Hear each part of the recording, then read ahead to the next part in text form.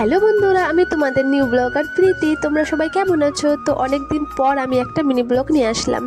তো আজকে এই মিনি ব্লগটা আমি সকাল থেকে স্টার্ট করছি, বরং 10টা।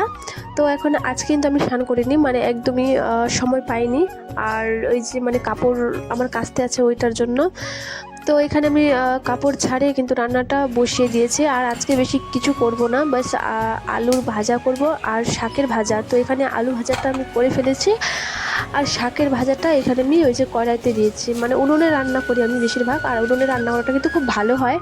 তো এখানে চান টান করে এসে দেখি যে বাবা কিন্তু খাসির মাংস নিয়ে আসে। এই খাসির মাংস নিয়ে আসার মানে কারণ হচ্ছে যে 2-3 দিন থেকে আমরা ওই যে নিরামিষই খাচ্ছি, মানে নিরামিষই খাচ্ছিলাম আর কি।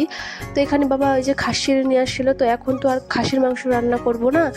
তো ভাবছিলাম যে খাসির কিছু তেলটা দিয়ে আর এখানে আমি আলুর তরকারি করব।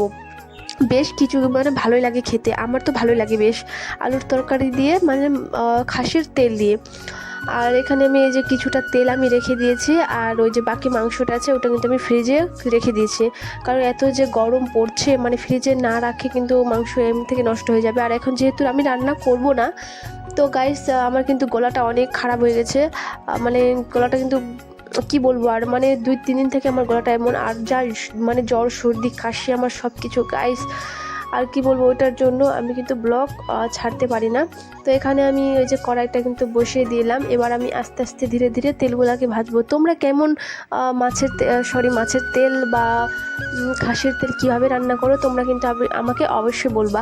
তো এখানে খাসির তেলটা ছিল এই যে অনেক বড় বড় সাইজের ছিল, আর অনেক বড়, তো কি বলবো আর ভালো লাগবে না।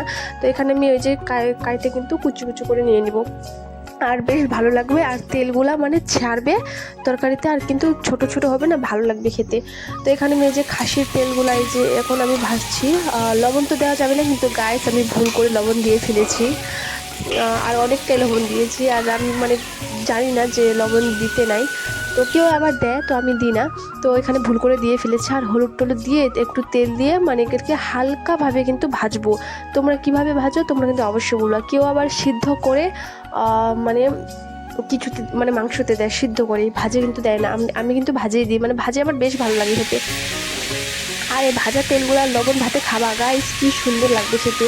এখানে গাইস আমার ভাজা কিন্তু হয়ে গেল। আর এখানে আমি এই যে আলুগুলোকে দিয়ে দিচ্ছি সব কিছু ফোড়ন দিয়ে। মানে কিছু আর এখানে বাটাবাটি করবো না, এখন সময় নেই, বাজে গাছ 2টা, তার জন্য তো আমি মাংসটা রান্না করলাম না। এখানে দেখো আলুগুলোকে ভালোভাবে নেড়ে চেড়ে কিন্তু আমি এখানে ভাজতেছি। তো বন্ধুরা তোমরা কি মনে করো না, আমি অনেকদিন পর মিনি ব্লগটা নিয়ে আসলাম, আর ফোনে আমার রিচার্জ নাই বলে গাইস কি বলবো আর। তো এখানে অনেক হাসি পাচ্ছে আমার, এই যে গলাটা আমার অবস্থা কি হয়েছে। তো এখানে গাইস দেখি আমি এই যে আলুর তরকারিটা কিন্তু বেশ ভালোই, কিন্তু মানে কি বলবো আর, এত গন্ধ বেরোচ্ছে ভালো, মানে কি সুন্দর। আর 2-1টা কিন্তু মানে চর্বির যে ছিল ওই কিন্তু দিয়ে দিচ্ছে, আর কিছুটা কিন্তু রাখছি। মানে আগে দিলে কি হয় যে তেলগুলা মানে তেলটা ছাড়ে, আর সবজিটা কিন্তু বেশ ভালোই লাগে খেতে। কিছুটা আগে দিয়ে দিতে লাগে, একটা হোক বা 2টা ছোটো ছোটো হোক আগে দিয়ে দিতে লাগে।